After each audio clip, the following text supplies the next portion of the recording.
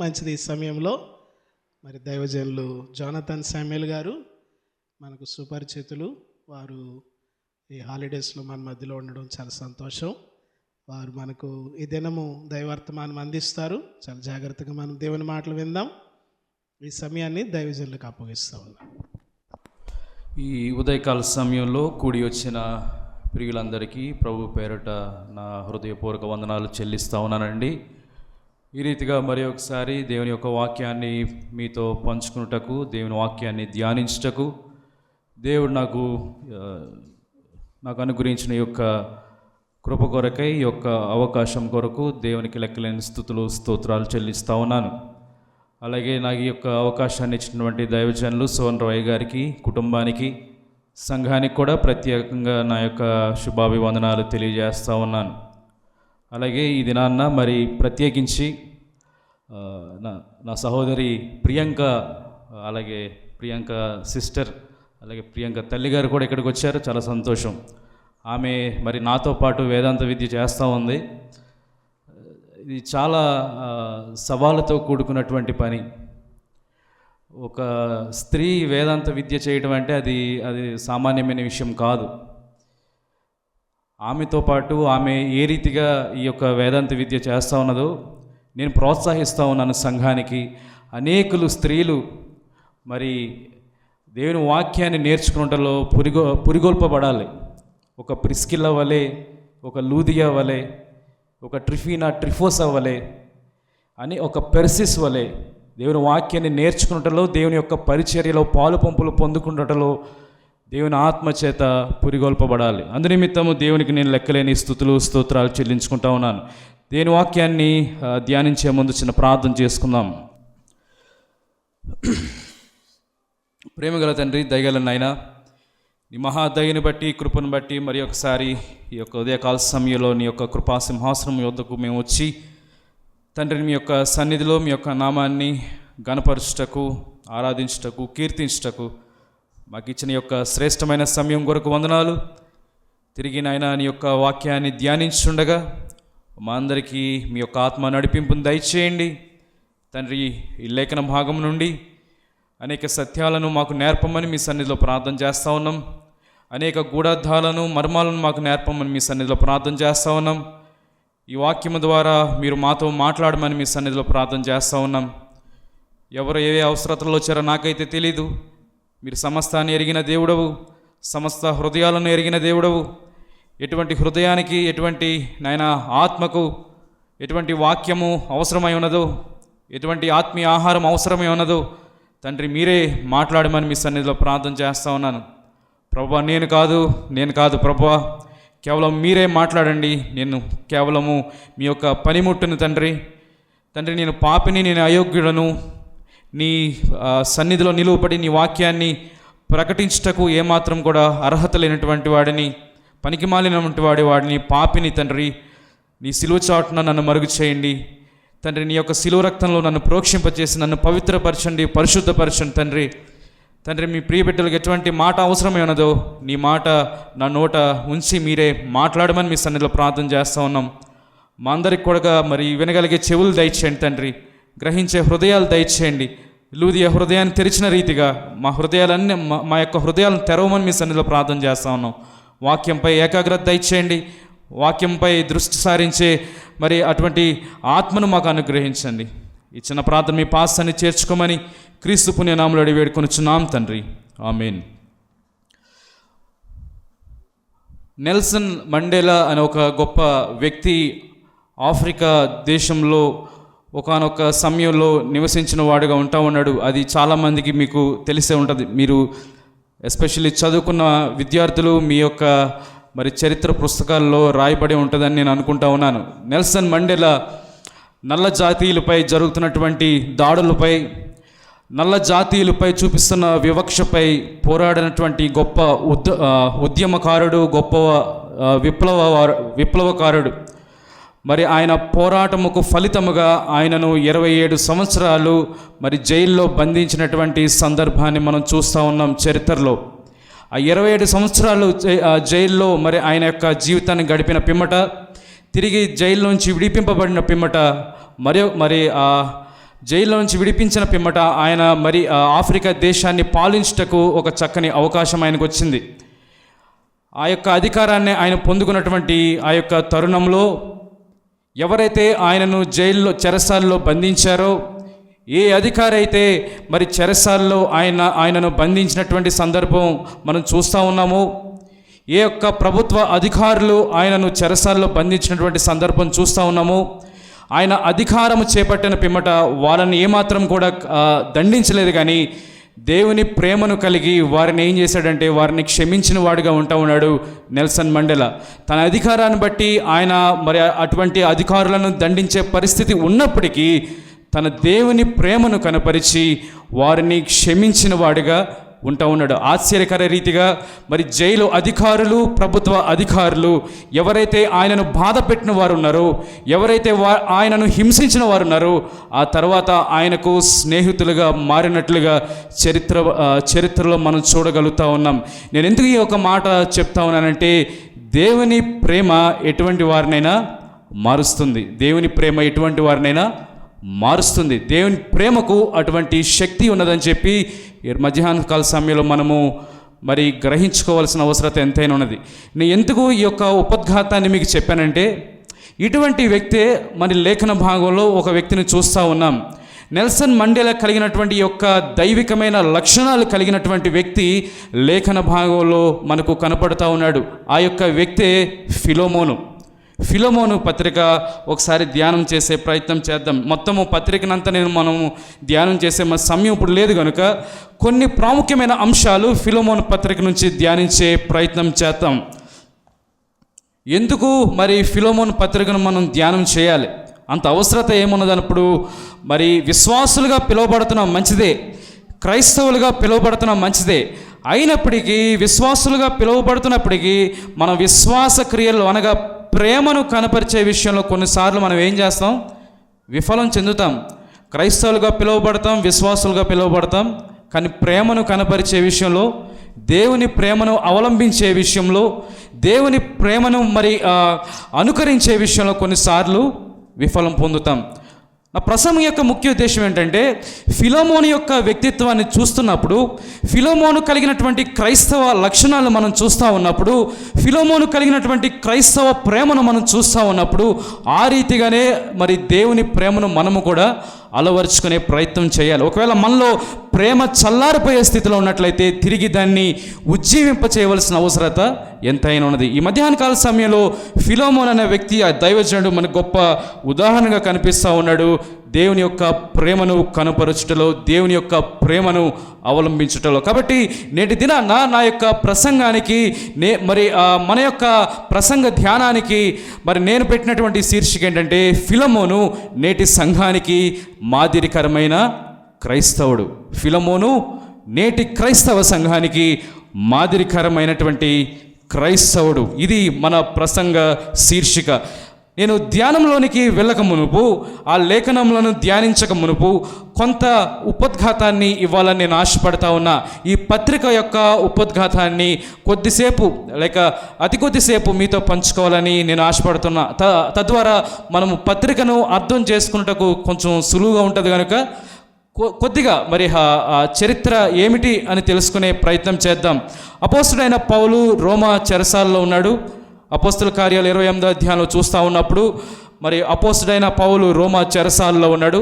రోమా చెరసాలలో నుంచి ఆయన పత్రికలు రాస్తూ ఉన్నాడు. రోమా చెరసాలలోంచి ఏం చేస్తూ ఉన్నాడు? ఆయన విశ్వాసులను బలపరుచుటకు, విశ్వాసులను విశ్వాసంలో స్థిరపరుచుటకు ఆయన ఏం చేస్తూ ఉన్నాడంటే సంఘాలకు పత్రికలు రాస్తూ ఉన్నాడు.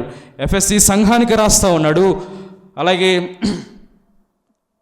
ఫిలిప్పీ సంఘానికి రాస్తూ ఉన్నాడు, కొలస్సీ సంఘానికి రాస్తూ ఉన్నాడు, వ్యక్తిగతంగా తన ప్రియ కుమారుడైనటువంటి తిమోతికి రాస్తూ ఉన్నాడు, తీతుకు రాస్తూ ఉన్నాడు, అలాగే ఫిలోమోనుకు రాస్తూ ఉన్నాడు. ఎఫెసీ సంఘానికి ఆయన రాస్తూ ఉన్నాడు, అలాగే ఫిలిప్పీ సంఘానికి రాస్తూ ఉన్నాడు, కొలస్సీ సంఘానికి రాస్తూ ఉన్నాడు, తన ప్రియ కుమారులైనటువంటి సువార్త చేత కనినటువంటి బిడ్డ తిమోతికి రాస్తూ ఉన్నాడు, అలాగే తీతుకు రాస్తూ ఉన్నాడు, ఫిలోమోనుకు రాస్తూ ఉన్నాడు. ఫిలమోను మరి ఎవరు అని మనం ఆలోచన చేస్తున్నప్పుడు కొలస్సీ సంఘంలో ఉన్నటువంటి ఒక విశ్వాసిగా లేఖన భాగంలో మనం చూస్తూ ఉన్నాం. కొలస్సీ సంఘంలో ఫిలమోను ఎవరంటండి? ఒక విశ్వాసిగా చూస్తూ ఉన్నాం. బహుశా ఆయన ధనవంతుడు కావచ్చు, బహుశా ఆయన సంఘంలో సంఘ పెద్దగా ఉండవచ్చు. అంటే దాని ఆధారాలు లేవు, కానీ నేను మరి ఎజ్యూమ్ చేస్తూ ఉన్నా ఆ యొక్క సంఘంలో ఆయన ధనవంతుడిగా ఉండవచ్చు, లేక సంఘానికి మరి సంఘంలో పెద్దగా ఉంటా ఉన్నాడు, లేక సంఘంలో ఒక విశ్వాసిగా కూడా ఉండవచ్చు అన్న ఎజంప్షన్ నేను ఇవ్వాలని ఆశపడుతున్నా. లేఖనాలు అది స్పష్టంగా లేదు, కానీ ఈ యొక్క కొలస్సీ సంఘం చెందినటువంటి ఈ ఫిలమోను లేక కొలస్సీ సంఘాన్ని స్థాపించింది మరి ఆ పౌలు భక్తుడైనా సరే, వాక్యంలో వారిని స్థిరపరిచింది, వాక్యంలో సంఘాన్ని బలపరిచింది మాత్రము ఎపఫ్రా అన్న సత్యాన్ని మనము గుర్తెరగాలి. కొలస్సీ పత్రిక 1వ అధ్యాయము 7వ వచనంలో ఆ యొక్క మాటను మనం చూడగలుగుతాం. కొలస్సీ పత్రిక 1వ అధ్యాయము 7వ వచనంలో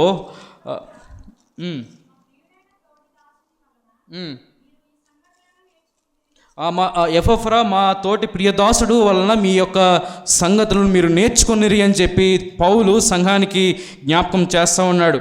అయితే మరి ఎపఫ్రా తిరిగి పౌలు దగ్గరికి వచ్చాడు. ఎపఫ్రా లేనటువంటి సందర్భంలో సంఘాన్ని బలపరుస్తున్నటువంటి వ్యక్తి అర్కిపాగా మనము లేఖన భాగంలో చూస్తూ ఉన్నాం. ఫిలమోను పత్రిక 1వ అధ్యాయంలో 2వ వచనంలో చాలా స్పష్టమైన ఆధారం మనం చూడగలుగుతాం. మన సహోదరి అయిన అఫియకును తోటి యోధుడైన అర్ఫిపకను నీ ఇంట ఉన్న సంఘమునకు శుభమని వ్రాయున్నది. ఎపఫ్రా పౌలు దగ్గరికి వచ్చాడు.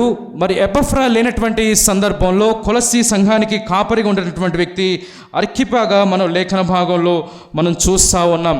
ఏమిటి ఈ ఫిలమోను పత్రిక యొక్క కథ?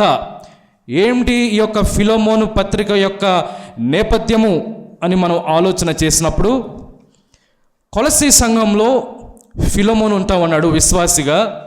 కొలస్సీ సంఘంలో ఒక సంఘ పెద్దగా ఉంటా ఉన్నాడు. బహుశా ఆయన ధనవంతుడు కావచ్చు.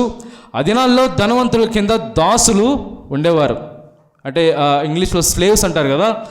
ఆ దినాల్లో 1వ శతాబ్దపు రోమా సామ్రాజ్యపు పరిపాలనలో ధనవంతుల కింద ఎవరు ఉండేవారంటే దాసులు ఉండేవారు. ఆ రీతిగా ఫిలమోను అనేటువంటి ఈ వ్యక్తి కింద ఒనేసిము అనేటువంటి దాసుడు ఒక వ్యక్తి ఈయన కింద, లేక ఈయన ఇంట్లో మరి నివసించేవాడు, లేక వీళ్ళ ఇంట్లో ఆయన ఇంటి వారందరికీ పరిచారం చేస్తూ ఉండేవాడేమో. ఫిలమోను అనే దాసుడు ఉండేవాడు. మరి ఒకనొక దినాన ఏమైందేమో మనకు తెలియదు. బహుశా ఆ యొక్క ఇంట్లో ధనాన్ని దొంగిలించాడేమో. ఫిలమోను ఇంట్లో ఒకవేళ మరి విలువైన వస్తువులను దొంగిలించడమో, లేక విలువైన బంగారాన్ని దొంగిలించడమో, విలువైన ధనాన్ని దొంగిలించడము, అవి పట్టుకొని పారిపోతున్నాడు. వెళ్ళి ఎక్కడికి వెళ్ళాడు? రోమా చెరసాల్లో ఉన్నటువంటి పౌలు వద్దకు వెళ్ళాడు. బహుశా ఎపెఫ్రా, లూకా, దేమా వీళ్ళందరూ తీసుకొచ్చి, నాయనా అయ్యగారు మరి ఈ రీతిగా మరి మీ ప్రియదాసుడైనటువంటి ఫిలమోన్ ఇంట్లో పనిచేసే ఈ యొక్క ఒనేసిము అనే వ్యక్తి మరి అక్కడ మరి ఈ యొక్క దొంగతనం చేసి తిరిగి ఇక్కడికి వచ్చాడు, మరి అయ్యగారు ఈయన సంగతి ఏంటో చూడండి మరి అని ఉండవచ్చు. ఎపెఫ్రా కానీ, లూకా కానీ, తేమా కానీ, పౌలు చుట్టూ ఉన్నటువంటి దైవజనులు మరి ఒనేసిమును పౌలు చూస్తున్నాడేమో. మరి ఒనేసిమును కూర్చోబెట్టుకొని, బాబు నాయన ఎక్కడి నుంచి వచ్చావు అని అడిగి ఉంటాడు. మరి అయ్యగారు నేను ఇలాగా నా యజమానుడైనటువంటి ఫిలమోను వద్ద నుండి నేను వచ్చానని ఆయన అనుంటాడు. సరే కూర్చో అని చెప్పి పౌలు అనుంటాడు. సరే మరి ఆయన యొక్క సాక్ష్యాన్ని చెప్తూ ఉన్నప్పుడు, ఇదిగో నేను ఇలా దొంగతనం చేసి వచ్చాను ఆయన అని చెప్పి ఉంటాడు. ఇంకా మరి పౌలు భక్తుడు ఆ క్షణంలో మరి ఒనేసిముకు సువార్త చెప్పిన వాడిగా సువార్త పంచుకున్నాడేమో, దేవుని వాక్యాన్ని పంచుకున్నాడేమో, రక్షణ సువార్తను పంచుకున్నాడేమో. బహుశా నేను అనుకుంటా ఉన్నాను, మత్తయి సువార్తలో ఉన్నటువంటి కొండ మీద ఉపమానం, కొండపై ప్రసంగంలో ఉన్నటువంటి ఆ యొక్క అంశాన్ని జ్ఞాపకం చేశాడేమో. ఇదిగో నువ్వు బలిపీఠం ముందు నీ యొక్క అర్పింపక మునుపు నువ్వు వెళ్ళి నీ సహోదరునితో సమాధానం పడమని చెప్పి ఆ యొక్క లేఖనములు మరి జ్ఞాపకం చేసి ఉన్నాడేమో, నాకైతే తెలియదు. కానీ మరి ఒనేసిము పౌలు యొక్క సువార్త పరిచయలో రక్షింపబడిన వాడిగా ఉంటా ఉన్నాడు. ఒక దాసుడు, ఒక దొంగ దేవుని సువార్తకు లోబడి తన యొక్క జీవితాన్ని దేవునికి సమర్పించి, ఒక దాసుడైనటువంటి ఒనేసిము మరి దేవుని యొక్క వాక్యాన్ని అంగీకరించాడు. యేసు ప్రభువాని సొంత రక్షకుడిగా అంగీకరించాడు. ఆ తర్వాత పౌలు అతని గురించి సాక్ష్యం ఇస్తూ ఉన్నాడు. ఇదిగో నా కుమారుడైన ఒనేసిము అని చెప్తా ఉన్నాడు. ఒకానొక దినాన దొంగగా ఉంటున్నటువంటి ఒనేసిము పౌలు ఇస్తున్నటువంటి సాక్ష్యము, ఇదిగో నా కుమారుడు, నా ప్రియ సహోదరుడు, నాకు ఉపయోగపడే వ్యక్తి, నా యొక్క బంధకాల్లో, నా యొక్క చెరసాల బంధకాల్లో నాకు పరిచారం చేస్తున్నటువంటి గొప్ప సహోదరుడు అని చెప్పి ఒనేసిము సాక్ష్యం ఇస్తూ ఉన్నాడు ఒనేసిము నిమిత్తము.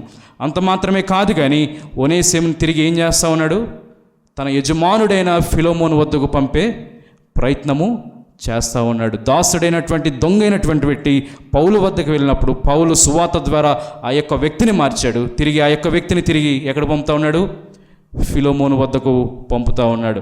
ఇదిగో ఫిలోమోను నీ దగ్గర దాసుడుగా ఉన్నాడు, నీ దగ్గర దొంగతనం చేసి నా దగ్గరికి వచ్చాడు, దేవుని వాక్యాన్ని అంగీకరించాడు. తిరిగి నేను ఈ యొక్క వ్యక్తిని నీ దగ్గరికి పంపుతా ఉన్నాను, ఆ వ్యక్తిని నీవు అంగీకరించు. ఎలాగా?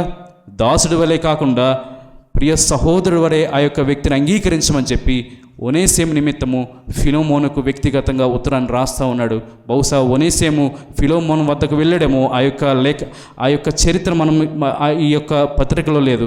బహుశా ఫిలోమోను ఒనేసిమును అంగీకరించాడేమో. ఫిలోమోను ఒనేసిము సమాధానపరచబడ్డాడేమో, మనకైతే తెలియదు. కానీ ఫిలోమోనుకు ఉన్నటువంటి లక్షణాలు బట్టి బహుశా నేను అనుకుంటా ఉన్నాను, ఒనేసిము తిరిగి చేర్చబడ్డాడు, అంగీకరించబడ్డాడు, స్వీకరించబడ్డాడు. అంత మాత్రమే కాదు కానీ సమాధానపరచబడ్డాడు. ఇది ఒక చిన్న ఉపద్ఘాతంగా మీ ముందు ఉంచాలని నేను ఆశపడతా ఉన్నా. ఈ యొక్క పత్రికను అంతా నేను ధ్యానించను కానీ ఫిలోమోను కలిగినటువంటి 3 క్రైస్తవ లక్షణాలు మీ ముందు ఉంచాలని నేను ఆశపడతా ఉన్నా. ఈ లేఖన భాగాలను 3 విధాలుగా నేను విభజించి మీ ముందు ఉంచాలని ఆశపడతా ఉన్నా. మొట్టమొదటిగా ఫిలోమోను కలిగినటువంటి దేవుని ప్రేమను బట్టి విశ్వాసులకు ఆయన విశ్రాంతిని అనుగ్రహించేవాడిగా ఉన్నాడు. ఫిలోమోను దేవుని ప్రేమను బట్టి దేవుని ప్రేమను కలిగి ఉన్నవాడు బట్టి విశ్వాసులకు ఏం చేస్తూ ఉన్నాడు, ఆయన విశ్రాంతిని, నెమ్మదిని అనుగ్రహించేవాడిగా ఉంటా ఉన్నాడు. 4వ వచనాన్ని జ్ఞాపకం చేసుకుందాం.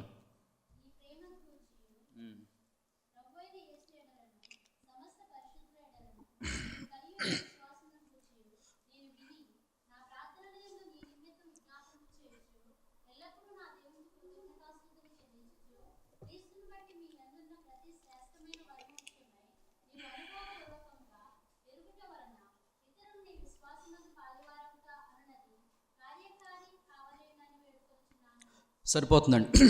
పౌలు భక్తుడు ప్రార్థన చేస్తూ ఉన్నాడు, చెరసాలలో విజ్ఞాపన ప్రార్థన చేస్తూ ఉన్నాడు, కృతజ్ఞత ప్రార్థన చేస్తూ ఉన్నాడు ఫిలోమోను నిమిత్తం. ఇదిగో ఫిలోమోను, నీవు కలిగిన యొక్క విశ్వాసం బట్టి, ఇదిగో ఫిలోమోను, దేవుని అందర నీవు కలిగినటువంటి యొక్క విశ్వాసాన్ని బట్టి, అలాగే పరిశుద్ధుల ఎడల నీవు కలిగిన యొక్క ప్రేమను బట్టి, మాతో సహవాసము కలిగి మా ద్వారా నీవు పొందుకున్నటువంటి అనుభవాలను బట్టి, అనుభవ జ్ఞానాన్ని బట్టి నేను దేవునికి కృతజ్ఞతాస్తుతులు చెల్లిస్తా ఉన్నానని చెప్పి ఫిలోమోను నిమిత్తము పౌలు సాక్ష్యం ఇస్తూ ఉన్నాడు. ఫిలోమోను యొక్క విశ్వాసాన్ని బట్టి, ఫిలోమోను యొక్క ప్రేమను బట్టి, ఫిలోమోను దైవజనుడైనటువంటి పౌలు యొక్క తరబీతిలో, తన యొక్క సహవాసంలో అనుభవపూర్వకంగా పొందుకున్నటువంటి ఆ యొక్క గొప్ప ఆశీర్వాదములను బట్టి పౌలు ఫిలోమోను పక్షాన దేవునికి విజ్ఞాపన చేస్తూ ఉన్నాడు. ఫిలోమోను పక్షాన దేవునికి కృతజ్ఞతాస్తుతులు చెల్లిస్తూ ఉన్నట్లుగా ఆ 4, 5, 6 వచనాల్లో మనం స్పష్టంగా చూస్తూ ఉన్నాం. ఆండ్రూ నికోల్స్ అని ఒక దైవజనుడు ఈ రీతిగా మాట్లాడుతూ ఉన్నాడు. ఆండ్రూ నికోల్స్ అని ఒక దైవజనుడు ఈ రీతిగా మాట్లాడుతూ ఉన్నాడు. ప్రేమ, విశ్వాసము, సహవాసము, ఈ 3 కూడా దేవుని కృప ద్వారా, కృపచేత మనం పొందుకున్న గొప్ప బహుమానాలంట. ఏంటంట? విశ్వాసము, ప్రేమ, సహవాసము, ఈ 3 కూడా దేవుని యొక్క కృప ద్వారా సంఘము పొందుకున్న గొప్ప బహుమానాలు. అవును కదండి? ఆయన యొక్క కృప చేత, ఆయన ప్రేమను బట్టి ఏ ఎన్నిక లేనటువంటి మనలను, ఏ యోగ్యత లేనటువంటి మనలను ఆయన యొక్క దయా సంకల్పంలో మనలను ఏర్పాటు చేసుకున్నాడు. క్రీస్తునందు ఆయన యొక్క ప్రేమను బట్టి మనలను ఏర్పాటు చేసుకున్నాడు. క్రీస్తునందు ఆయన యొక్క ప్రేమను బట్టి మనలను పిలుచుకున్నాడు. క్రీస్తునందు ఆయన యొక్క ప్రేమను బట్టి మనలను ఎన్నిక చేసుకున్నాడు. క్రీస్తునందు ఆయన యొక్క ప్రేమను బట్టి మనలను క్రీస్తు శిలువ యాగము ద్వారా మనల్ని ఏం చేశాడు? ఆయన విమోచించాడు. అంత ఎలా విమోచించాడు? తిరిగి ఆయన యొక్క కృప బట్టి మనకి ఏమని గురించాడు? ఆయన విశ్వాసము ద్వారా మనలను విమోచన చేశాడు. మీరు విశ్వాసము ద్వారా నీతిమంతులుగా తీర్చబడ్డారని చెప్పి రోమా సంఘానికి రాస్తూ పౌలు భక్తుడు మాట్లాడతాడు కదా. రోమపత్రిక 5వ అధ్యాయం 1వ భాగంలో మనం చూస్తూ ఉన్నాం కదా. మీరు విశ్వాసం వల్ల నీతిమంతులుగా తీర్చబడతారని చెప్పి పౌలు భక్తుడు మాట్లాడుతూ ఉన్నాడు కదా. ఈ యొక్క విశ్వాసము నీవు పొందినది కాదు, నేను పొందిన మన యొక్క స్వశక్తి చేత, మన యొక్క ఘనత చేత, మన యొక్క మరి ఏదో ఒక తలాంతు చేత మనం పొందుకున్నది కాదు, కానీ ఇది దేవుని యొక్క బహుమానం, దేవుని యొక్క వరం. ఇది ఎఫెసీ సంఘానికి రాస్తూ అదే మాట్లాడతాడు. మీరు విశ్వాసము ద్వారా కృపచేతనే రక్షింపబడ్డారని చెప్పి పౌలు భక్తుడు మాట్లాడతాడు. ఇది కేవలం దేవుని వరం అని చెప్పి పౌలు భక్తుడు సంఘాన్ని ఉద్దేశించి మాట్లాడతాడు. అంత మాత్రమే కాదు, ప్రేమ విశ్వాసంతో పాటు సహవాసము కూడా మరి తండ్రి మనకిచ్చినటువంటి గొప్ప బహుమానం. కొరింథీ సంఘంతో మాట్లాడుతూ ఉంటాడు కదా, ఇదిగో తన కుమారుడైన క్రీస్తు ప్రభువారితో మీరు సహవాసం కలిగి ఉంటకు మిమ్మలను ఆయన పిలుచుకున్నాడని చెప్పి సంఘాన్ని గురించి ఆయన పౌలు భక్తుడు మాట్లాడతాడు. ప్రేమ విశ్వాసము సహవాసం విషయంలో నేటి సంఘానికి ఫిలోమోను గొప్ప ఉదాహరణగా కనిపిస్తూ ఉన్నాడు. దేవుని యందు విశ్వాసాన్ని కనపరుస్తూ ఉన్నాడు, సంఘము పట్ల ప్రేమను కనపరుస్తూ ఉన్నాడు, సంఘము పట్ల సహవాసాన్ని కనపరుస్తూ ఉన్నాడు ఫిలోమోను భక్తుడు. కాబట్టి ఆ 3 లక్షణాల నిమిత్తము పౌలు భక్తుడు దేవునికి కృతజ్ఞతాస్తుతులు చెల్లిస్తూ ఉన్నాడు. 7వ వచనాన్ని జ్ఞాపకం చేసుకుందాం. పరిశుద్ధుల హృదయములు నీ మూలముగా విశ్రాంతి పొందినందున ఈ ప్రేమను బట్టి నాకు విశేషమైన ఆనందమును ఆదరణీయు కలిగెను. నా మొదటి అంశం యొక్క ప్రధానమైన వచనము 7వ వచనము. దేవుని ప్రేమ చేత మనం విశ్వాసాలకు ఏం చేయాలండి? ఇందాక చెప్పాను కదా, ఏం చేయాలి? విశ్రాంతిని అనుగ్రహించాలి, నెమ్మదిని అనుగ్రహించాలి. ఫిలోమోను తన యొక్క విశ్వాసాన్ని కలిగి ఉన్నాడు, మంచిదే. అంతకంటే ప్రాముఖ్యమైన విషయం ఏంటంటే, తన విశ్వాసము ద్వారా విశ్వాస క్రియలను కనపరుస్తున్న వాడిగా ఫిలోమోను ఉంటా ఉన్నాడు. విశ్వాస క్రియలను ప్రేమ రూపంలో కనపరిచే స్థితిలో ఉన్నాడు ఫిలోమోను. అవును కదా, దేవుడు మనకి ఇచ్చినటువంటి ఆజ్ఞ ఏంటి? క్రైస్తవులుగా విశ్వాసులుగా జీవిస్తున్నటువంటి మనకు దేవుడిచ్చినటువంటి ఆజ్ఞ ఏంటి? ఓ ఇజ్రాయేలు వినుము, నీ దేవుడైన యెహోవా అద్వితీయుడగు యెహోవా. కాబట్టి నీ దేవుడైన యెహోవా నీవేమన్నాడు? నీ పూర్ణ హృదయంతో, నీ పూర్ణ ఆత్మతో, నీ పూర్ణ శక్తితో, నీ పూర్ణ మనస్సుతో ప్రేమింపవలెను. 2వ ఆజ్ఞ ఏంటి? నీ వలే నీ పొరుగు వారిని ప్రేమించమని చెప్పి దేవుడు ఆజ్ఞ ఇచ్చాడు కదా. నీ విశ్వాసాన్ని నువ్వు ఎలా కనపరుస్తా ఉన్నావు? నీ విశ్వాస క్రియలను నువ్వు ఎలా కనపరుస్తా ఉన్నావు? ప్రేమ రూపంలో కనపరిచే స్థితిలో నేటి సంఘమున్నదా? ఫిలోమోను తన యొక్క విశ్వాసాన్ని, విశ్వాస క్రియలను ప్రేమ రూపంలో కనపరిచే ప్రయత్నము చేస్తూ ఉన్నాడు. విశ్వాసులుగా పిలువబడుతున్నాం, మంచిదే. క్రైస్తవులుగా పిలువబడుతున్నాం, మంచిదే. ప్రేమ లేకపోతే నీ విశ్వాసం ఏమిటి? విశ్వాసము వ్యర్థమే. పౌలు భక్తుడు అంటాడు, ఇదిగో నేను మరి కొండలను పెకలింపగలిగినటువంటి విశ్వాసము నాలో ఉండినా సరే ప్రేమ లేకపోతే నేను వ్యర్థుడనే అని చెప్పి పౌలు భక్తుడు మాట్లాడుతూ ఉన్నాడు. నీలో ఎంత విశ్వాసం ఉన్నా సరే ప్రేమ లేకపోతే అది వ్యర్థమే. ఫిలోమోను విశ్వాసం యొక్క క్రియలను ప్రేమ రూపంలో కనపరుస్తున్న వాడిగా ఉంటూ ఉన్నాడు. యోహాను భక్తుడు తన పత్రిక రాస్తూ ఆయన మాట్లాడుతూ ఉంటాడు, ఇదిగో మీరు నాలుక చేత కాదు, మాట చేత కాదు, కానీ మీ ప్రేమను ఎలా కనపరచాలి? మీ క్రియల చేత, సత్యము చేత మీరు ప్రేమించాలని చెప్పి సంఘాన్ని ఉద్దేశించి యోహాను భక్తుడు మాట్లాడుతూ ఉన్నాడు. మాటల చేత, నాలుకల చేత అందరూ చేసే పనే. విశ్వాసగా పిలువబడుతున్న నీవు నేను ప్రేమను ఎలా కనపరచాలంటే క్రియల ద్వారా లేక సత్యముతో ప్రేమను కనపరిచేవారుగా ఉండాలి. గలతీ సంఘానికి రాస్తూ ఆయన మాట్లాడతాడు పౌలు భక్తుడు, ప్రేమ వలన కార్యసాధమగు విశ్వాసము, ప్రేమ వలన కార్యసాధమగు విశ్వాసం అని చెప్పి పౌలు భక్తుడు ఆ యొక్క మాటను మాట్లాడతాడు. ఆ యొక్క మాటను, ఆ యొక్క వచనాన్ని జ్ఞాపకం చేసుకుందాం. గలతీ పత్రిక 5వ అధ్యాయము 6వ వచనాన్ని ఒకసారి జ్ఞాపకం చేసుకుందాం.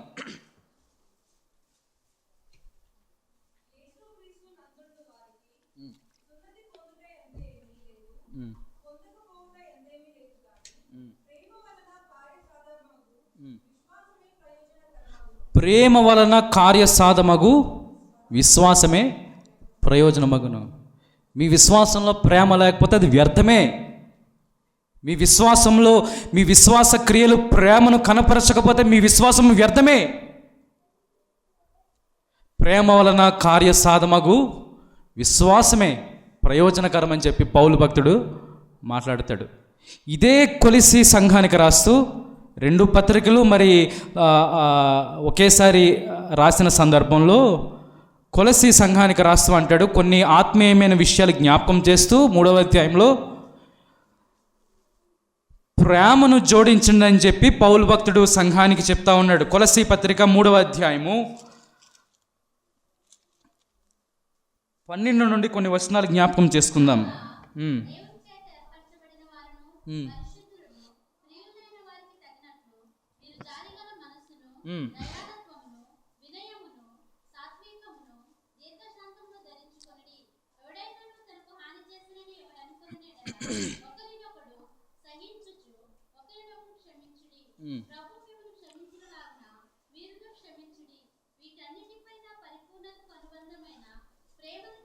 వీటన్నిటిపైన పరిపూర్ణతకు అనుబంధమైన ప్రేమను ధరించుకొనుడి.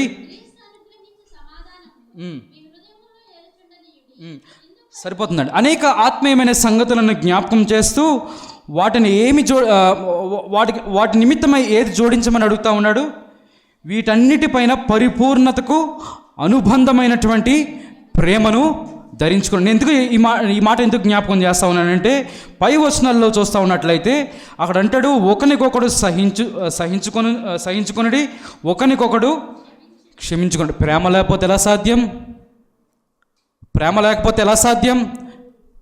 నీలో దేవుని ప్రేమ లేని పక్షంలో నువ్వు ఎలా సహించగలుగుతావు?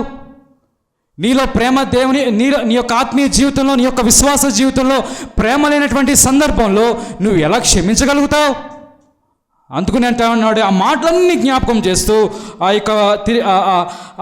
యొక్క మాటలన్నీ జ్ఞాపకం చేస్తూ దాన్ని జోడిస్తూ ఉన్నాడు. వీటన్నిటిపైన పరిపూర్ణతకు అనుబంధమైన ప్రేమను ధరించుకుని అంటూ ఉన్నాడు. ఫిలమోను విశ్వాస క్రియల ద్వారా ప్రేమను సంఘానికి కనపరుస్తున్న వాడిగా ఉంటా ఉన్నాడు. ఏ రీతిగా కనపరుస్తూ ఉన్నాడంటే, విశ్వాసులకు ఏం చేస్తూ ఉన్నాడు? ఆయన తన ప్రేమ విశ్రాంతిని అనుగ్రహిస్తుందని చెప్పి పౌలు భక్తుడు జ్ఞాపకం చేస్తున్నాడు. ఆ యొక్క మాటను ఇంకోసారి జ్ఞాపకం చేసుకుందాం. 7వ వచనం, సహోదరుడా పరిశుద్ధ హృదయములు నీ మూలముగా అనగా నీ యొక్క ప్రేమ మూలమున విశ్రాంతి పొందినందున నీ ప్రేమను బట్టి నాకు విశేషమైన ఆనందమును ఆదరణను కలిగిన. సహోదరుడా పరిశుద్ధుల హృదయం నీ మూలముగా విశ్రాంతి పొందినందున, పరిశుద్ధుల యొక్క హృదయంలో నీ మూలమున విశ్రాంతి పొందినందున నీ ప్రేమను బట్టి నాకు విశేషముగా ఆనందమును ఆదరణ కలిగను. దేని బట్టి విశ్రాంతి పొందుకుంటా ఉన్నారు వారు? దేని బట్టి వారు నెమ్మదిని పొందుకుంటా ఉన్నారు? బహుశా నేను అనుకుంటా ఉన్నాను, గమనించాలి, ఆ యొక్క క్రియాపదము, విశ్రాంతి అనే క్రియాపదము మత్తయి సువార్తలో వాడబడింది. మత్తయి సువార్తలో ఎక్కడ వాడబడిందంటే, ఎక్కడ వాడబడింది? మత్తయి సువార్త 11వ అధ్యాయంలో యేసు ప్రభువు వారు చెప్తా ఉంటారు, ప్రయాసపడి భారం మోస్తున్న సమస్త జనులారా నా యొద్దకు రండి, నేను మీకు విశ్రాంతిని అనుగ్రహిస్తానండి. అదే క్రియాపదము ఫిలమోను పత్రికలో 7వ వచనంలో రాయబడి ఉంది. ఫిలమోను యొక్క ప్రేమను బట్టి విశ్వాసులు, పరిశుద్ధులు వారు విశ్రాంతిని పొందుకుంటూ ఉన్నారు, నెమ్మదిని పొందుకుంటూ ఉన్నారు. 2 విధాలుగా ఆయన ప్రేమను కనపరుస్తూ ఉన్నాడేమో నాకైతే తెలియదు. ఒకటి, దేవుని యొక్క వాక్యం చేత సంఘాన్ని బలపరుస్తూ ఉన్నాడేమో, దేవుని యొక్క వాక్యం చేత విశ్వాసులను బలపరుస్తూ ఉన్నాడేమో, వారి యొక్క విశ్వాస స్థితిని స్థిరపరుస్తూ ఉన్నాడేమో, బలపరుస్తూ ఉన్నాడేమో, దేవుని వాక్యం చేత వారి విశ్వాసులను ఆదరిస్తూ ఉన్నాడేమో. మరొక వైపు సంఘస్థుల విశ్వాసుల యొక్క అవసరతలు కూడా ఆయన తీరుస్తూ ఉన్నాడేమో నాకైతే తెలియదు.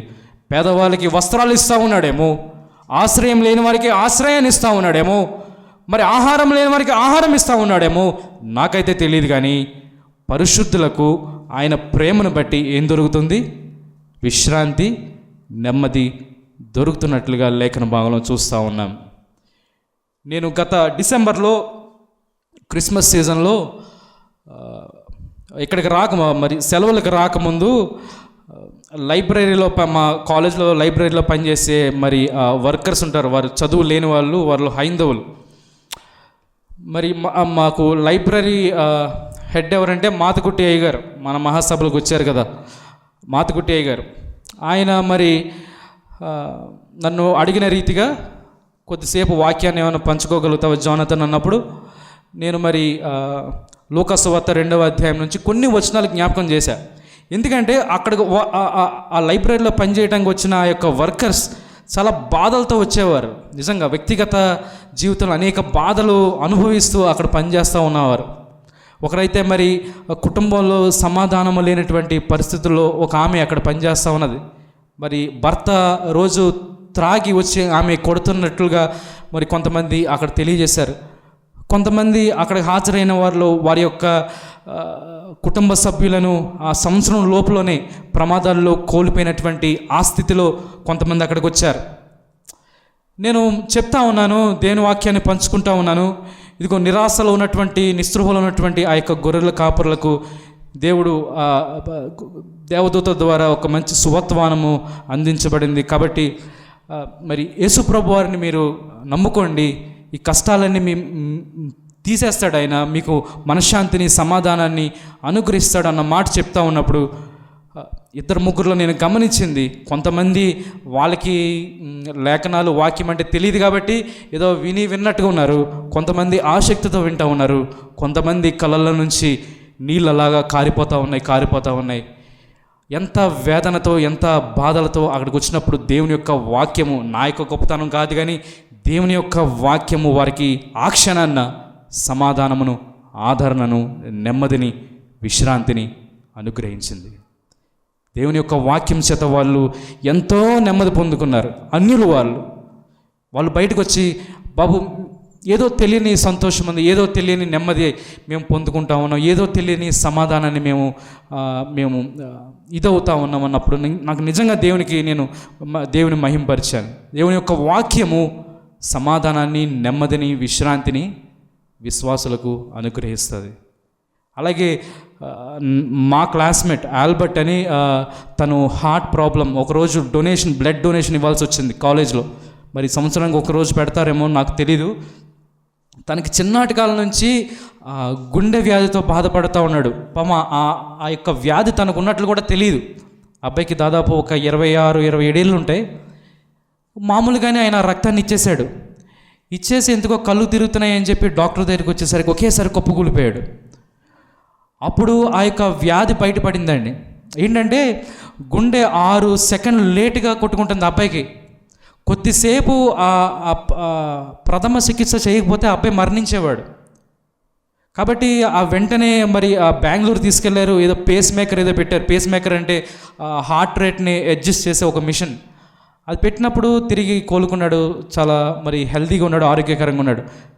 ఆ పేస్ మేకర్ కొనడానికి 3 లక్షలు అవుతాయండి. 3 లక్షలు. తనేమో అంత డబ్బు పెట్టుకోలేనటువంటి స్థితి. ఆ క్షణాన 120 మంది స్టూడెంట్స్ ఎంతమంది ఉంటారు మొదటి సంవత్సరం నుంచి ఫైనల్ ఇయర్ వరకు, అందరూ కూడా వారి తోచినంతగా అబ్బాయికి సహాయం చేశారు. అనేక సంఘాలు, కాలేజ్తో సంబంధమైన ఆ యొక్క సంఘాలన్నీ ముందుకు వచ్చి అబ్బాయికి సహాయం చేసింది. తను సాక్ష్యం చెప్తా ఉన్నప్పుడు ఎంతో భావోద్వేగానికి గురయ్యాడు.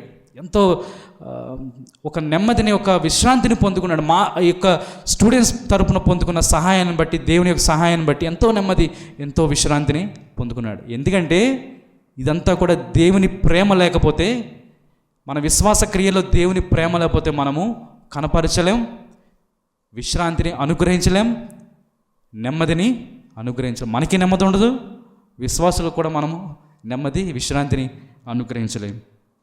దేవుని ప్రేమను బట్టి ఫిలమోను ఏం చేస్తూ ఉన్నాడంటే విశ్వాసులకు, విశ్వాస హృదయములకు నెమ్మదిని, విశ్రాంతిని అనుగ్రహించేవాడిగా ఉంటా ఉన్నాడు. ఈ మధ్యాహ్నకాల సమయంలో విశ్వాసులుగా పిలువబడుతున్న నీవు నేను ఎంతవరకు మన తోటి విశ్వాసులకు నెమ్మదిని అనుగ్రహించే ప్రయత్నం చేస్తూ ఉన్నాం? ఎంతవరకు విశ్రాంతిని అనుగ్రహించే ప్రయత్నం చేస్తూ ఉన్నాం? నోటి మాట చేత అనగా వాక్యము చేత, రెండవది సహాయము చేత ఎంతవరకు దేవుని ప్రేమను మనం కనపరిచే స్థితిలో ఉన్నామో మన హృదయాలను మనము పరిశీలన చేసుకుందాం. తద్వారా ఆ కింద వచనాలు కూడా ఒకసారి చదివి మరో ప్రాముఖ్యమైన అంశానికి వెళ్ళిపోదామండి. 8వ వచనం.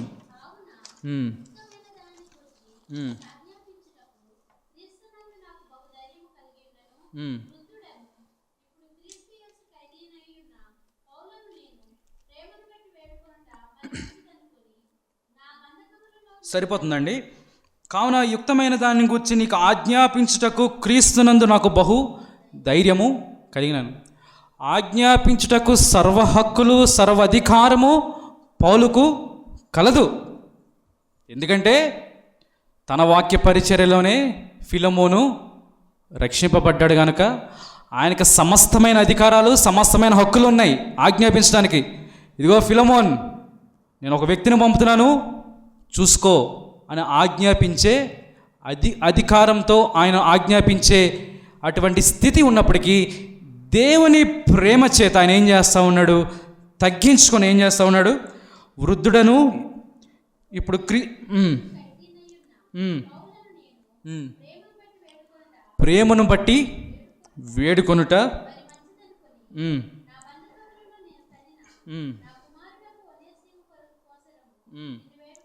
ఒకటి నేను ప్రేమను బట్టి వేడుకొనుచున్నాను అంటా ఉన్నాడు. ఇంకోటి ఒనేసిము కొరకు నిన్ను వేడుకొనుచున్నాను అంటున్నాడు. అధికారం బట్టి కాదు కానీ ప్రేమతో బ్రతిమాలుకుంటా ఉన్నాడు, వేడుకుంటా ఉన్నాడు. తన ప్రియ శిష్యుడైనటువంటి ఫిలమోను, ఇదిగో ఫిలమోను నా యొక్క కుమారుని వద్దకు పంపుతా ఉన్నానని చెప్తా ఉన్నాడు. కింద వచనాలు చదువుదామండి.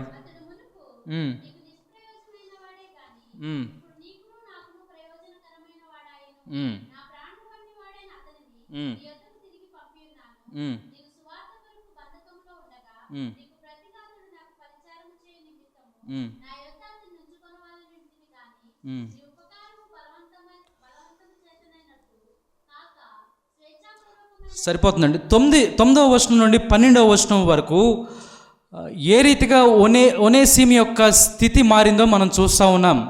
ఒక దినాన్న దొంగగా ఉన్నటువంటి వ్యక్తి నేటు మరి పౌలు అంటా ఉన్నాడు, నా కుమారుడు అంటా ఉన్నాడు, మరి ఇంకో మాట అంటా ఉన్నాడు, మరి హీఈస్ యూస్ఫుల్ టు మీ అంటా ఉన్నాడు, నాకు ఉపయోగకరమైనటువంటి నా ప్రియ దాసుడు అని చెప్తా ఉన్నాడు, నా హృదయము వంటి వాడు అని చెప్పి పౌలు భక్తుడు ఒనేసిము నిమిత్తము సాక్ష్యం ఇస్తూ ఉన్నాడు.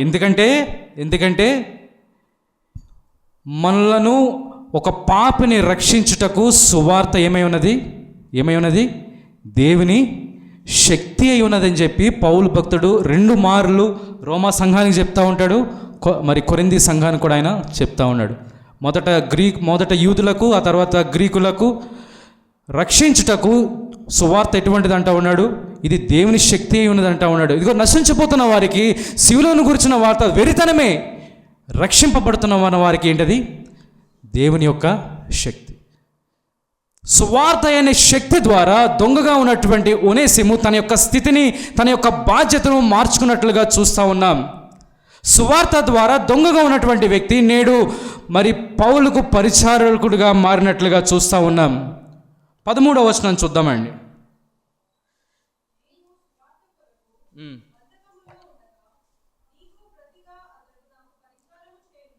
నిమిత్తము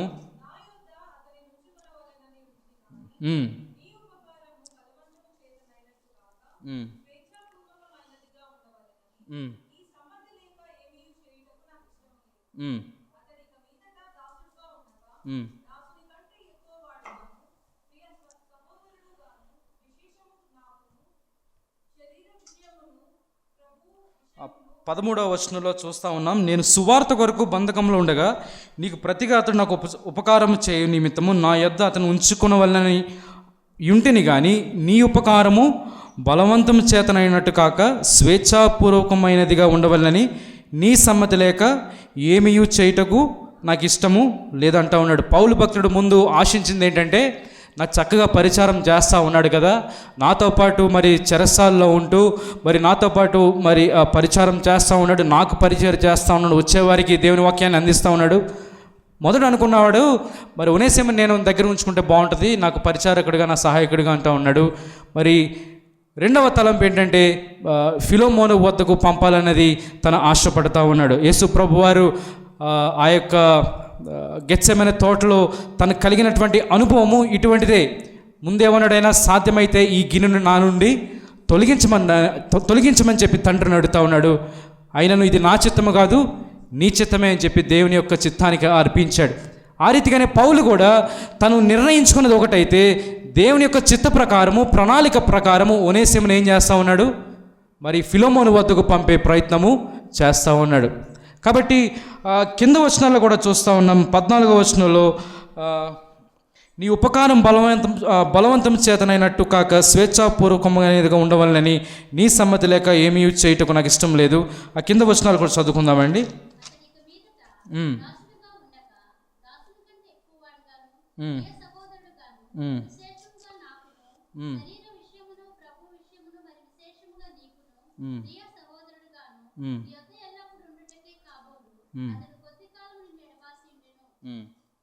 తర్వాత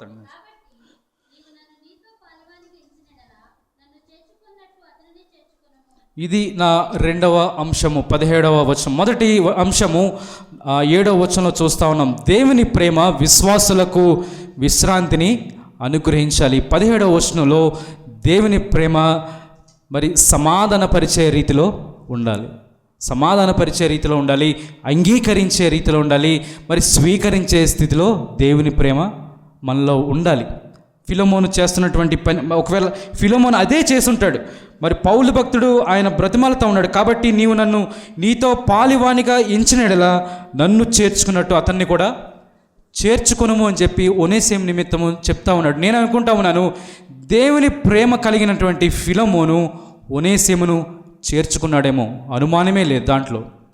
ఎందుకంటే తను కలిగినటువంటి లక్షణాలను మనం చూస్తున్నట్లయితే దేవుని యందు విశ్వాసాన్ని కలిగి ఉన్నాడు, దేవుని యందు ప్రేమను కలిగి ఉన్నాడు, విశ్వాసులకు విశ్రాంతిని అనుకరిస్తున్నటువంటి ఈ యొక్క దైవజనుడు బహుశా నేను అనుకుంటా ఉన్నాను ఒనేసిమును చేర్చుకున్నాడేమో, మరి ఒనేసిము సమాధానపరచబడ్డాడేమో. ఈ యొక్క మాటను నేను మరి లోతుగా ఎంతగానో నేను నమ్ముతున్నాను, నేను విశ్వసిస్తూ ఉన్నాను. నిజమే కదా. మరి దేవుడు మనం పాపంలో ఉన్నప్పుడు, పాపులుగా ఉన్నప్పుడు, దేవునికి వ్యతిరేకంగా జీవిస్తూ ఉన్నప్పుడు, దేవునికి అవిధేయులుగా జీవిస్తూ ఉన్నప్పుడు, ఆ సిలువకు దూరంగా జీవిస్తూ ఉన్నప్పుడు, మరి శత్రువులుగా జీవిస్తూ ఉన్నప్పుడు మనల్ని ఆయన ప్రేమించలేదా, మనల్ని అంగీకరించలేదా, మరి సిలువ బలియాగము ద్వారా తిరిగి మనల్ని చేర్చుకోలేదా? రోమాపత్రిక 5వ అధ్యాయంలో ఉంటుంది కదా, మీరు ఇంకనూ బలహీనమైన స్థితిలో ఉండగా, మీరు ఇంకనూ శత్రువులుగా ఉండగా, మీరు ఇంకా పాపులుగా ఉండగా యుక్త కాలం మందు మన నిమిత్తమైన మరణించిన వాడిగా ఉంటా ఉన్నాడు. మరణించడం మాత్రమే కాదు కానీ తిరిగి తండ్రితో మనల్ని ఏం చేశాడు, ఆయన సమాధాన పరిచాడు. బహుశా ఆ ప్రేమనే ఫిలోమోను కూడా ఇక్కడ అవలంబిస్తున్నటువంటి అనుభవాన్ని మనం చూస్తూ ఉన్నాం. తండ్రి కుమారుడైన క్రీస్తు ప్రభువారు ఏ రీతిగా పాపులుగా ఉంటున్న మనలను విమోచించి శిలువ యాగం ద్వారా తండ్రికి సమాధానపరిచాడు, ఆ రీతిగానే ఫిలోమోను కూడా మరి ఒనేసిముతో సమాధానపరిచే అనుభవాన్ని ఫిలోమోను యొక్క జీవితంలో మనము చూస్తూ ఉన్నాం. కేవలము కుమారుడైన యేసు ప్రభువారు తండ్రితో సమాధానపరచడం మాత్రమే కాదు కానీ సమాధానపరిచే పరిచర్యని కూడా మనకు యేసు ప్రభువారు మనకు అనుగ్రహించాడు. పౌలు భక్తుడు అదే కదా చెప్తా ఉంటాడు.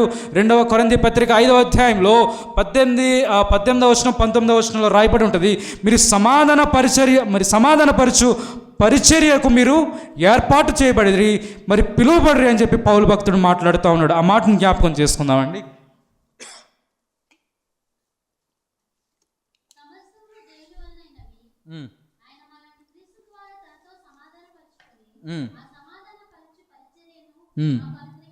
ఆ సమాధానపరిచే పరిచర్యను మనం అనుకునిచ్చాను. సమాధానపరచబడిన మనము ఏం చేయాలి?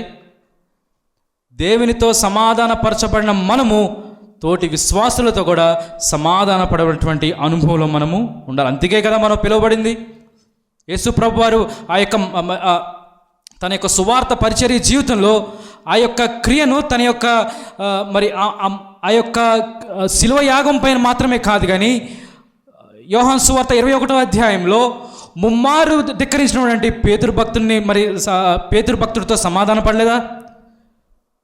వాస్తవానికి పేతురు భక్తుడు దేవుని వద్దకు రాలా, యేసు ప్రభు వారి వద్దకు రాలా. ఆయన పనేది ఆయన చూసుకుంటా ఉన్నాడు.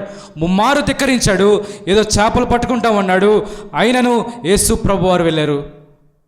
వెళ్ళిన తర్వాత మరి పేతురు భక్తుడు సమాధానపరచబడలేదా? ఇందుకు కాదా మనం పిలువబడింది?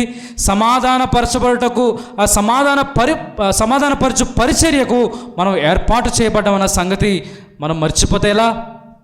మత్తయి సువార్త 5వ అధ్యాయంలో ఇదిగో సమాధానపరచువారు ఏమంటా ఉన్నాడు? ధన్యులు వారు దేవుడి కుమారులగుదురు అని చెప్పి యేసు ప్రభు వారు అక్కడ కొండ మీద ప్రసంగంలో మాట్లాడుతూ ఉన్నాడు. సమాధానపరచువారు ధన్యులు.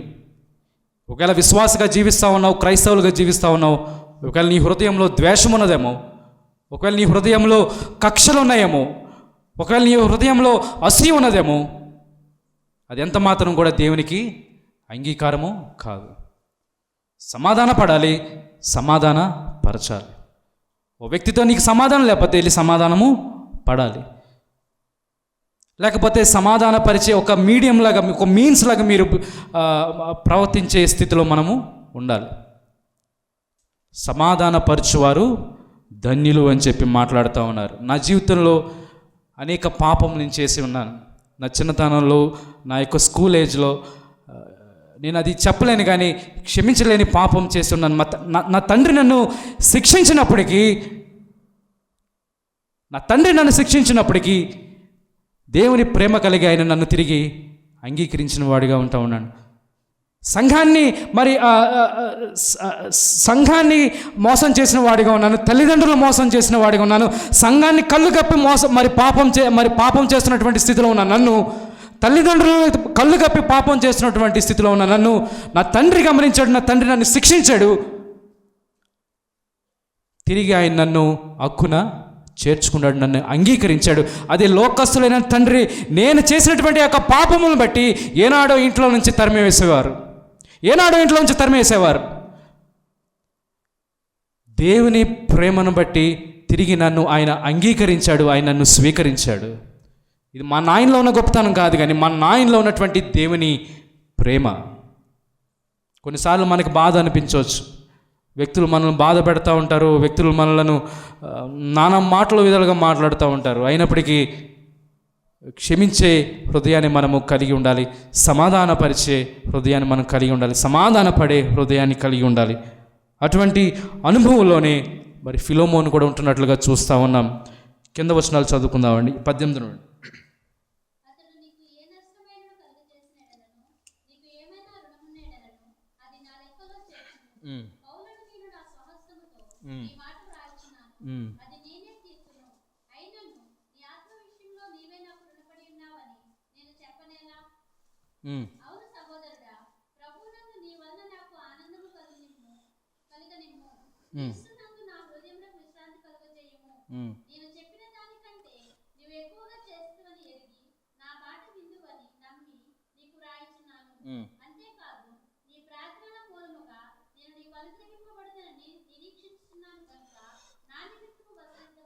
నా నిమిత్తము బస సిద్ధము చేయము. దేవుని ప్రేమ ఆతిథ్యం ఇచ్చే అనుభవంలో ఉండాలి.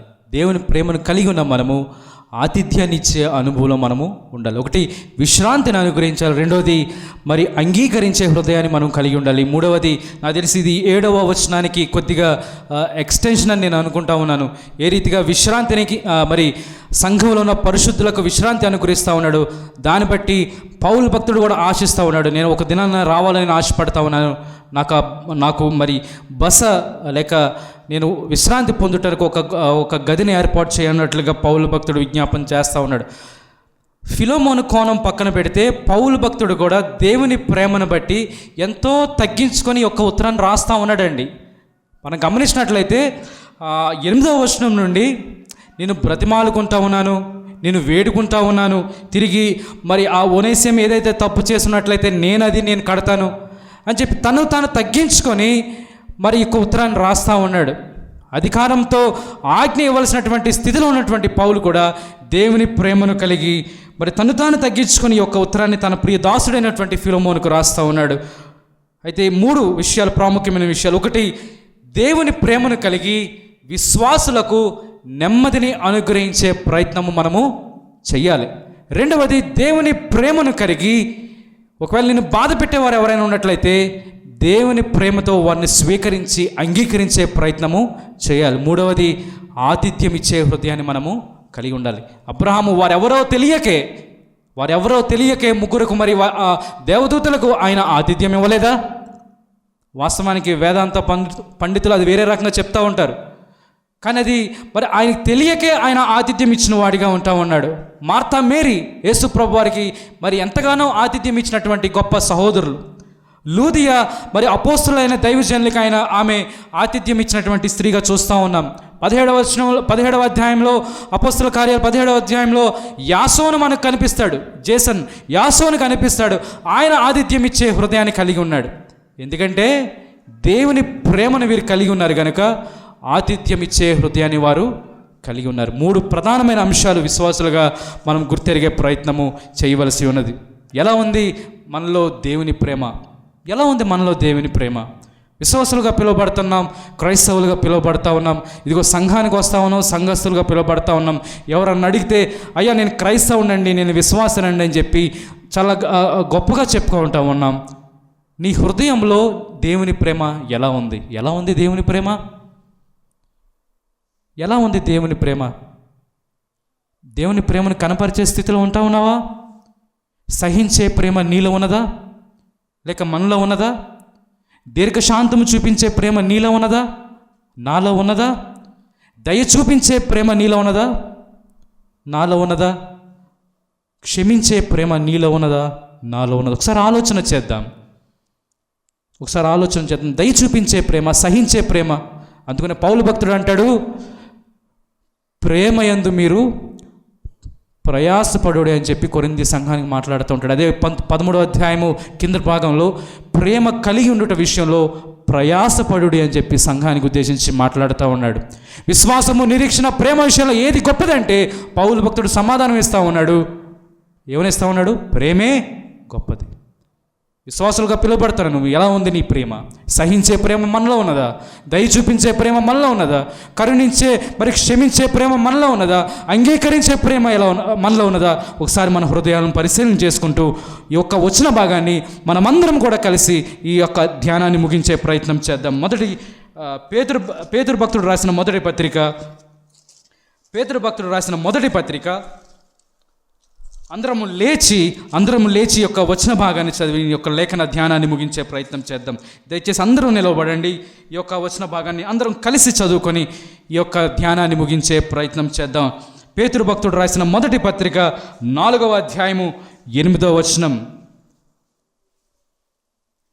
ప్రేమ అనేక పాపములను కప్పును గనుక అన్నిటికంటే ముఖ్యముగా ఒకని ఎడల ఒకడు మిక్కటమైన ప్రేమ గలవారై ఉండుడి. అటు కృపాధన్యత త్రియేక దేవుడు నాకును మీకును మనందరికీ అనుగ్రహించి నడిపించునుగాక.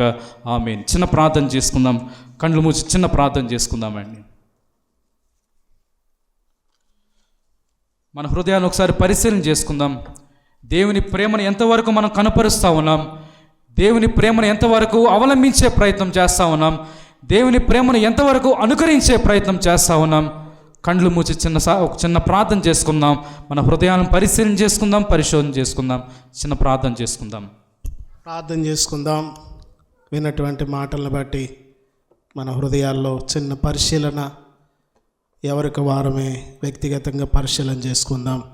ఫిలోమోను భక్తుడు ఒనేసిమును దైవజనుడి మాటను గౌరవించి,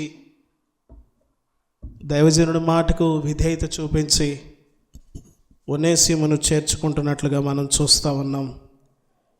ఒనేసిము ఫిలోమోనుకు నష్టమును కలిగించి పారిపోయినప్పటికీ దేవుని ప్రేమ చేత అతనిని చేర్చుకొని, హక్కును చేర్చుకొని తిరిగి అతన్ని సమకూర్చినట్లుగా మనము ఇంతవరకు దేవుని దాసులు చెప్పగా విన్నాం. ఇదిగో ప్రేమను బట్టి నిన్ను వేడుకొనుట మంచిదని తలంచుకొనుచున్నానని పౌలు భక్తుడు మాట్లాడుతూ ఉన్నాడు. నిజంగా క్రైస్తవ విశ్వాసములో ఉన్నటువంటి మనము, మన ప్రేమ ఏ రీతిగా ఉంటున్నదో మన ప్రభువు స్పష్టముగా చూస్తూ ఉన్నాడు. ప్రేమ కలిగి ఉన్నట్టుకు ప్రయాసపడుడి అని చెప్పేసి మాట్లాడుతూ ఉన్నాడు. నిజంగా మన ప్రేమలు ఈ లోకములో మన ప్రేమల యొక్క విధానాలు మారిపోయినాయి. క్రైస్తవ ప్రేమలో కూడా ఎంతో మార్పు వచ్చేసింది. మనల్ని మనం పరిశీలన చేసుకోకపోతే, మనల్ని మనం ప్రశ్నించుకొని ఈ వాక్యాన్ని మనకు అన్వయించుకోకపోతే ఈ చివరి దినాల్లో క్రీస్తు ప్రేమలో కొనసాగడం కష్టం. అంత్య దినముల్లో అక్రమం విస్తరించుట చేత అనేకుల్లో ప్రేమ చల్లారిపోతుందని వాక్యంలో సెలవిస్తూ ఉంది. మన హృదయంలో ప్రేమ చల్లారిపోయిందా? ప్రభువా, నా హృదయంలో ప్రేమ యొక్క ఛాయలు ఏ రీతిగా ఉన్నాయో నీవు ఎరిగి నాతో మాట్లాడావు ప్రభువా. దయతో నన్ను జ్ఞాపకం చేసుకొని తిరిగి మరలా నీ ప్రేమతో నన్ను నింపండి అయ్యా అని చెప్పి ప్రార్థన చేసుకుందాం. పేతురు పత్రికలో చూసాం, ఒక్కటి ఎరల ఒకడు మిక్కటమైన ప్రేమ కలిగి ఉండుటకు ప్రయాసపడండి అని చెప్పేసి పేతురు భక్తుడు మాట్లాడగా మనం విన్నాం. ప్రార్థన చేసుకుందాం. ప్రేమ కలిగిన మా తండ్రి, దయగలిగిన మా ప్రభువా, జీవాధిపతి, మీ పరిశుద్ధమైన పాదములకు లెక్కలేని వందనాలు. ఫిలోమోను పత్రికను మీ దాసుని ద్వారా మీరు మాకు జ్ఞాపకం చేశారు మా స్వామి. ఖైదీ అయినటువంటి పౌలు దగ్గరికి పారిపోయి వచ్చినటువంటి ఒనేసిమును ప్రభువా చేర్చుకొని ఏ రీతిగా కడగబడి తిరిగి మరలా తన యజమానుని దగ్గరికి వెళ్ళి ఇదిగో దైవికమైనటువంటి పరిచయలో కొనసాగాడో ప్రభువా, మీ దాసుని ద్వారా జ్ఞాపకం చేయగా మేము విన్నాం స్వామి. ప్రభువా మా తండ్రి, ఇదిగో దైవజనుడు మాటను గౌరవించి ఇదిగో మా తండ్రి ఒనేసిమును మరలా చేర్చుకున్నటువంటి ఫిలోమోనును చూస్తూ ఉన్నాం. ఫిలోమోను యొక్క ప్రేమను మేము చూస్తూ ఉన్నాం మా ప్రభువా. ఒకని ఎడల ఒకడు మిక్కటమైన ప్రేమ కలిగి ఉండాలని మాకు జ్ఞాపకం చేశారు మా స్వామి. మీకు వందనాలు. అవును మా ప్రభువా, మా తండ్రి ఒనేసిమును ఇదిగో క్రీస్తు ప్రేమతో చేర్చుకున్నటువంటి అనుభవాన్ని మేము చూసాం మా స్వామి. నాయన, మేము అటువంటి ప్రేమలో మా తండ్రి వేరు పారి ముందుకు సాగిపోవడానికి సహాయం చేయండి మా ప్రభువా. మా తండ్రి, మా స్వామి, ఇదిగో ఫిలోమోను యొక్క ప్రేమను పౌలు గారు దూరము నుండి, జైల్లో నుండి, చెరసాలలో నుండి గమనించాడు నాయన. మా తండ్రి, ఇదిగో ఆయన చాలా ప్రేమ గలవాడు, నేను పంపించిన వ్యక్తిని చేర్చుకుంటాడని మా తండ్రి ఇదిగో చెప్పగా మేము విన్నాం స్వామి. అవును మా ప్రభువా, మా తండ్రి, ఇదిగో మమ్మల్ని చేర్చుకునే విషయంలో మా నాయన ఇదిగో మీరు ఎంత మాత్రం కూడా వెనకాడలేదు. మేము చెడిపోయి పడిపోయిన వారుగా మేము దూరముగా వెళ్ళిపోయినప్పటికీ మా తండ్రి తిరిగి మరలా మమ్మల్ని సమకూర్చి మమ్మల్ని చేర్చుకున్న మీ ప్రేమను మేము కూడా మా ఎదుట ఉన్నటువంటి ప్రజల ఎదుట కనపరిచేటువంటి వారిగా, ముందు సాగిపోయేటువంటి వారిగా మమ్మల్ని మీరు సిద్ధపరచండి. వాక్యం అందించిన మీ దాసులను బట్టి వందనాలు. మా నాయన ఇంకను నాయన రాబోయే దినాల్లో సహవాస పరిచయలో బహుగా బలపరిచి మా తండ్రి ఇంకనూ మీరు వాడుకోవలసిందిగా ప్రార్థన చేస్తూ ఉన్నాం. అందించిన మీ ఘనమైన మాటలను బట్టి మిమ్మల్ని స్తుతిస్తూ ఉన్నాం మా ప్రభువా. గత వారం కీర్తనల గ్రంథం 11వ అధ్యాయం ద్వారా ఎంతో స్పష్టమైనటువంటి విషయాలను సంఘం కొరకు తీసుకొచ్చారు. వందనాలు. ఈ దినం ఫిలోమోను పత్రికను గురించి శ్రేష్టమైనటువంటి మాటలను మా కొరకు తీసుకొచ్చారు. వందనాలు. మీ దాసుని, మీ దాసురాల్ని, వారికి ఇచ్చినటువంటి కుమార్తెను, వారు చేస్తున్నటువంటి స్టడీస్ అంతటిని కూడా దీవించి ప్రభా, ఆ యొక్క కోర్స్ అంతా కూడా కంప్లీట్ చేసుకోవడానికి మీ కృప సహాయం చేయండి. ఇట్టి ప్రేమలో మేమందరము ముందుకు సాగిపోవడానికి మీరు వచ్చు పర్యంతం అట్టి ప్రేమలో కొనసాగడానికి మీ కృప అనుగ్రహించమని యేసుక్రీస్తు నామములు అడిగి వేడుకొనుచున్నాము తండ్రి. ఆమేన్, ఆమేన్. మంచిది. మనం అలాగే నిలవబడి పరిశుద్ధమైన పని కొరకై కానుకలు తీయబడతాయి. బ్రదర్ నోహన్